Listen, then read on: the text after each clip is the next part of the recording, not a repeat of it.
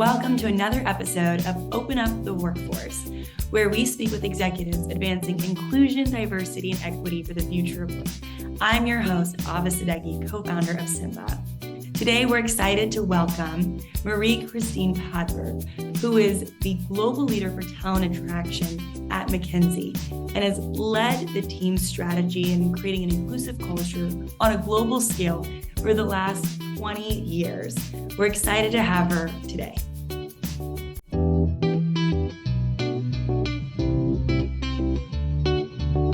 Hello, everyone. I'm joined today by Marie-Christine Padberg, Global Leader for Talent Attraction at McKinsey Company.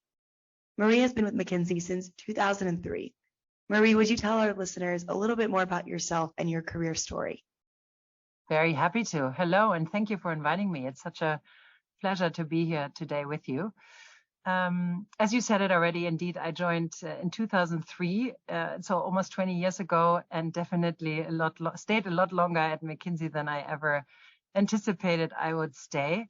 And I had a pretty flexible career path through McKinsey, and have really shaped my own path. We always talk about a self-authored journey at McKinsey, where you can, where there's not one path that fits everybody, and I definitely took advantage of that. So I joined as a consultant in the Munich office, but have spent the larger part of my McKinsey career in our global talent attraction function. And I've spent also some time in London, and now I'm based in Amsterdam. And yeah, 20 years is definitely a long time, and people often ask me how come that I stayed for such a long time. And to me, it always boils down to two facts. And one is just the continuous opportunities for growth and development. So it just never got boring so far. So I had never had the urge that I need to go somewhere else to continue to grow as a person. And then just the people, and working with incredible people who are purpose-driven and who really want to make a difference in what they do, no matter what role they play. Thank you for sharing more. And one reason that we were so excited to connect with you, Maria, was the global perspective that you bring to the table, especially being based in Europe and working in London and Amsterdam. And we've seen that the corporate commitment to D&I has made incredible strides also in the past 2 decades. We'd love to get your thoughts on maybe what you've seen in terms of McKinsey's commitment to D&I since 2003. Yeah. And you say it's made incredible strides. It has and it hasn't, right? Because every year on International Women's Day, which is coming up soon, you reflect a bit what has happened and what are the topics, what are you still discussing? And some of the things are still where you're like, why are we still discussing this? Why has this not become yet part of the norm? And already when I was graduating from university in 2003, I wrote my master thesis about women and senior leadership roles in banks in Germany. And already back then I thought, this is a topic that has been researched and discussed already so many times. And is there something new still to talk about? And then now 20 years later, we still talk about some of the same elements, which on the one hand is sad sometimes that things just take so long to change. On the other hand, it's also good because we repeat the same things. So I do think we have a pretty good understanding of what needs to happen. But thinking about McKinsey, a lot has for sure happened also for us as a firm. McKinsey was definitely one of the first to prove really with our research that there's a financial benefit in having more diverse leadership. I don't know if you've had the chance already to read our Women Matter research. We've launched the first edition in 2007 and have done many iterations since then, and have expanded to Diversity Matters and Women in the Workplace reports. So McKinsey has definitely invested a lot in shining a light on this topic, and also adding the financial perspective to it, which gives it another angle.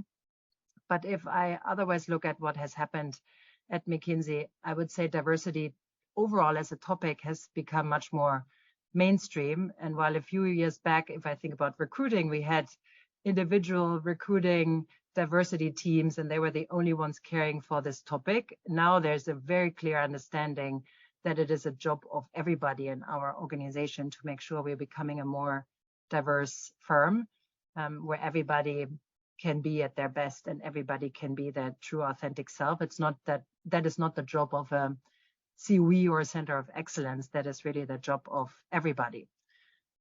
And so while I would say we probably still have a long way to go. We are proud to support leaders, businesses, and communities working for a more equitable society. And that holds true to ourselves as well, of course. And today, speaking about women in particular, of our global intake, around almost 50% of our global hiring are women, for example, which is something that we are very proud of. Absolutely. That's something that we're really happy to spotlight on our interview series. And one thing that we really recommend our listeners to check out are those reports that you've launched since 2007. And in addition to that, you founded McKinsey's Next Generation Women Leaders Program in 2012. Would you share more about the story behind this initiative and the impact it's having on women at the company? Yeah, and I would say hopefully even beyond that, not just at McKinsey. So I remember very clearly when we were thinking about this 10 years ago, and we were kind of designing this, how it would be, and we were hoping what feeling and energy it would create. And it's just so exciting that it's still going strong 10 years later. But when we started it, we really wanted to create a platform for smart and capable women to be exposed to a cohort of like-minded people. And it's funny, at those events, very often I've come across women over the years that say, oh my God, I never thought others are in the same position as I, where they feel like they can achieve so much, but sometimes they feel like, oh, I don't have the right support network, or I'm the only one in my degree type or at my organization, or there's just a very small number of us. So really exposing them to a cohort of like-minded people and of role models, which is so difficult because if you look around, you still don't have a very high number of diverse leaders in all kinds of different parts of society. So having role models and being exposed to people who are a little bit further ahead in their career, who can give some tips and advice and share a little bit their stories, we've seen is so helpful. And what we're also trying to do always in this program is to just create a little bit more awareness of who these women are, what they can do, what their dreams are, what their aspirations are, and then empower them to go get it. And all of these elements are so important as you think about building your career. I mean, your career is not a straight line often. You get input from others, you lean on others, you ask questions, you pick and choose what advice you want to take. And so that's something that NGWL, Next Generation Women Leaders, really gives to the participants. And I'm always so excited to see when real long-term friendships and connections form that go way beyond the event in itself. And we've had thousands of women go through this program in the last 10 years. And I know a lot of them are still in touch, which is just so great. I always am personally so excited when I get some notes from participants post the event, or I see people share their impressions on LinkedIn, how this has really sparked their energy even more and opened up a horizon, or given them the confidence to look at opportunities that they maybe were a little bit afraid to go after before. So that's something that always energizes me massively. That's so powerful, Marie. And as a woman founder and one who's been shaped and molded by women mentors and sponsors who've been an advocate in my career, although they've been limited when they take me under their wing, it's been really powerful for my personal development and growth. So I appreciate the work that you're doing, and I think that this will be a legacy that will continue to grow. I hope so. I'm celebrating maybe the 50 years in a few years' time. Yes. But it's this empowerment that is so important. And you talked about your sponsors, and I mean, that's a cliche term, but I think it's so true. This notion of women are over-mentored and under-sponsored, that women just everybody needs sponsors. Everybody needs help and support. There's no leader in this world anywhere in any position, and I don't have research to back that, but I'm very confident in that statement, who hasn't had help along the way, who hasn't had a sponsor, who hasn't had somebody to nudge them to say, I think this is a great opportunity for you, you should do this, or let me take you along, or let me give you some advice. and let me introduce you to some people. And so to think about that and to be confident about your own capabilities, it's just something that is super important, and we just can't emphasize enough with diverse groups of people that, again, just lack the role models and the people that have walked the path before them, because sometimes it's seeing it, you need to see it to believe it. So because it will take a few years still until we are as diverse as we want to be in leadership roles across all sectors of our societies, we need to help diverse candidates believe what is possible and believe what they can do. And what I'm always most sad about, I have to say, thinking back to my interactions with candidates at our Next Generation Women Leaders event, I'm always most sad about it when candidates say, well, I almost didn't apply because I thought I didn't have a chance. Or, do you really think McKinsey would be interested in me? I'm not sure I'm good enough. And so then I always want to shake people and be like, of course, right? Don't make assumptions about your capabilities. Believe in yourself and go for the things that you're excited about and that you dream about, because you actually never know where it might take you.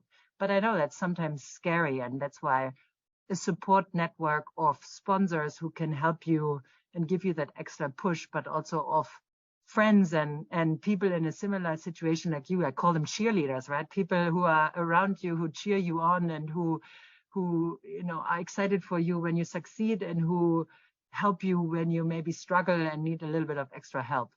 Yes, and then for me, that ties a lot into belonging, because if you're the first one breaking into that group as a leader and you don't see others around you, you do feel fearful because you're in uncharted territory in a lot of ways. So when we think about how we bring these women to leadership roles, maybe how are you thinking about empowering them and creating a very clear career trajectory for them?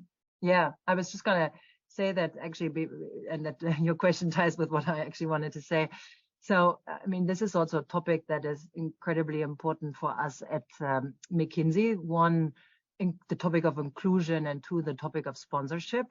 Inclusion, because, I mean, diversity is great, but without inclusion, diversity is, it kind of falls short on its potential, because only if everybody feels that they have a chair at the table and that their voices are equally heard, can we really truly leverage the benefits and the potential of diversity. So what we are doing at McKinsey is we actually have a yearly survey where we ask all of our employees around the firm, around the world, in every type of role, a multitude of questions. But a part of that survey is also around inclusion, how people feel included and how people feel like they can voice their opinion and they feel like they have an equal share of voice.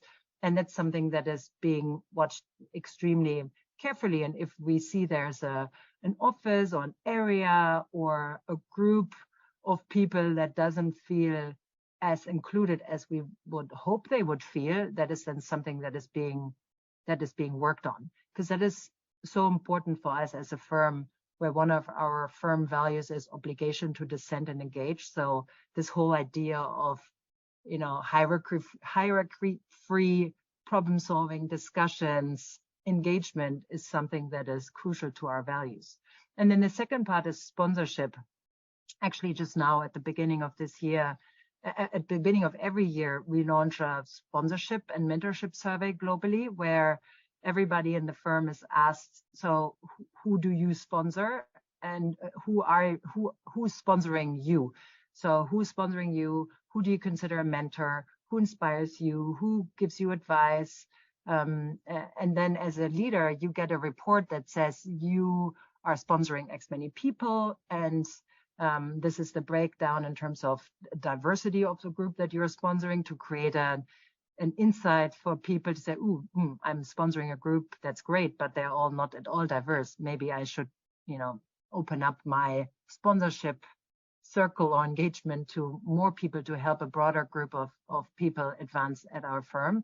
So that's also really insightful. And then we have a lot of colleagues working on, we call them professional development leaders, that help colleagues, especially on the client serving side at McKinsey, in their career trajectory to decide what are the topics that you should work on, what are the projects maybe that are relevant for you.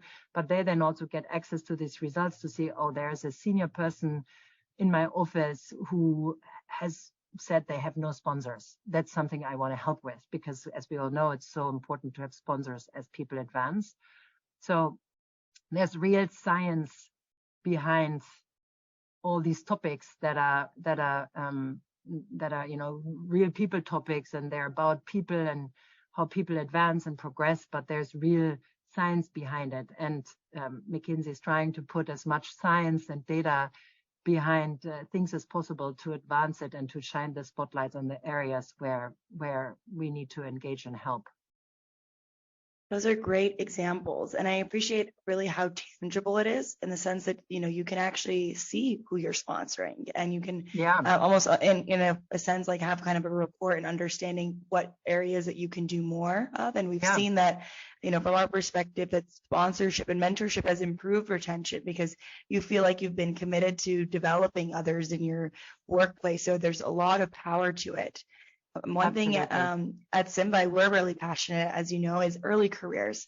And we believe that, investing a lot in diversity, equity, inclusion in the early careers can stem into leadership roles. And we'd love to get your take on how you think about early careers at McKinsey.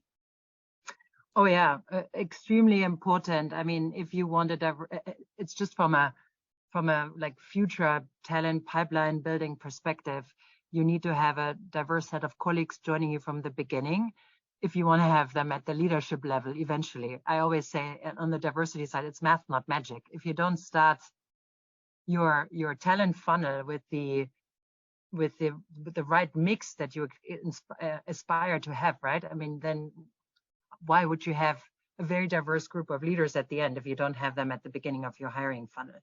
So that is incredibly important. And so some of the things that we've been doing is, one, in terms of early career engagement, of course, we have a lot of internship programs at our firm, where we ensure that we have a balanced mix of people joining us, and where we feel the balance is it's not as we would like it to be, we give it an extra push where we need it. So for example, in Europe, we've run over the last years a women internship program, where we say, look, there's an internship program, everybody can apply to that, but we do an extra marketing push where we have women partners go out to female candidates in the country to say, look, come join my team. I'd love to have a talented women join my team for an internship. And that has worked really well for us, because it's so tangible and so real, and it gives people the confidence, I guess, and it pushes them a little bit to say, oh, this is an opportunity now that I really do want to engage and apply for. We're also thinking about special programs. So for example, in New York, we have set up a program which is called Business Leadership Development Program. It's our BUILD program, which is a 2-year internship program that includes rotations on the client-facing side and in some of our internal roles. And we are hiring into that program exclusively from underserved local city and state universities in New York. So that's something we're incredibly excited about, because these are candidates that haven't had a lot of exposure to the consulting industry and might not know exactly yet whether this is the career that they want to pursue. And this is a great way to try it out and see whether this is something that could excite people. Thank you, Marie. My co-founder and I were very much shaped by these types of initiatives and programs. And so we're really excited to see all the things you have in motion for supporting early talent and diverse talent on a global scale. At Symba, as a tech for good company, our whole mission and tagline is #OpenUpTheWorkforce. To us, that means a future of work that supports equitable access to jobs and wealth creation. We'd love to get your perspective on what you believe are the next steps that talent leaders need to take in order to open up the workforce. Yeah, this is a huge topic, and one that is also incredibly exciting to us as a firm. We are moving away from pedigree towards potential, to say, look, it doesn't really matter where you've studied. It's only important who you are and what you can do, the skills you bring. And I know that is a big movement also in the US, the movement towards skills, away from degrees. And there's an exciting campaign as well, the Tear Down the Paper Ceiling campaign that McKinsey is super excited to be a part of. But so the move from experiences and degrees and where you've studied towards skills and capabilities is a big one for us. And it doesn't mean we're not hiring people anymore from, amazing institutions, which include a lot of the Ivy League schools. But it's not that you get hired because you went there. It's because of who you are. And you might have gone there, which is amazing and great. But it doesn't mean if you haven't gone to one of those schools that we as a firm wouldn't be interested in a candidate. There's also something for me around how we use technology in the right way. And I know there's been a lot of talk around technology hindering people, because if you think about algorithms, they learn from the past, and the past hasn't been as diverse as we want the future to be. But to me, I want to focus on the positive aspects of technology. And to me, technology can give broader access and more transparency towards what's possible, what's out there, what is available. If you think about, we used to go to campuses and schools with people and would do presentations on site. And of course, we can't do that at every single organization, but through the use of technology. And of course, we've made a quantum leap during the COVID years to have where we had fully digital recruiting processes, and there was nothing in person. So we really know now how to do this. But given we can use technology, we can access everybody and we can tell everybody about opportunities that we have. And then technology is also about giving people equal access to information in terms of what you need to know to be prepared, to be ready for an assessment process. Because if you think about some of those schools maybe that we've hired a lot from in the past, they might have consulting clubs that help people prepare. They have career services and centers that are, of course, extremely motivated to help their students get a leg ahead and be as prepared as possible for assessment processes. But in some universities, or if you didn't study but you still bring the right skills that we look for specific roles, you might not have access to the same resources. So again, here we are working on making sure we use and leverage technology to level the playing field and make sure everybody has access to the same set of information. Thank you, Marie. That's such a powerful note to end on. And we're grateful for such an insightful conversation packed with takeaways that people can start to begin to implement today. So many of the things that you say really align with our mission and work at Symba, from this context of it's not magic, it's math, and in a way that, you can actually use data to make these decisions, and you shouldn't be surprised by them. And it's about potential and not pedigree. So we really appreciate your insights and sharing these thoughts with us. Is there anything you'd like to share before we wrap up today? No, just, again, congratulations for everything that you are doing. It takes a lot of people to really move this. It's a movement, I think, that has gone so far already, but we haven't arrived at the end yet. And it's something where we just need everybody. It's a topic that needs to be on everybody's mind. Everybody needs to care for this. And I personally, that is one of the greatest pleasures and joys of my role leading our global talent attraction function, that I can lead the change to make McKinsey the best possible firm it can be. And for me personally, but I know that it's the same for many of my colleagues and our leaders, that means that we want to be a diverse firm that represents the societies that we operate in. Wonderful. And I know you had mentioned, beyond McKinsey as well, as you're making strides and creating awareness for others. So we appreciate your time and happy to have our listeners listen into this episode of Open Up the Workforce. Thank you.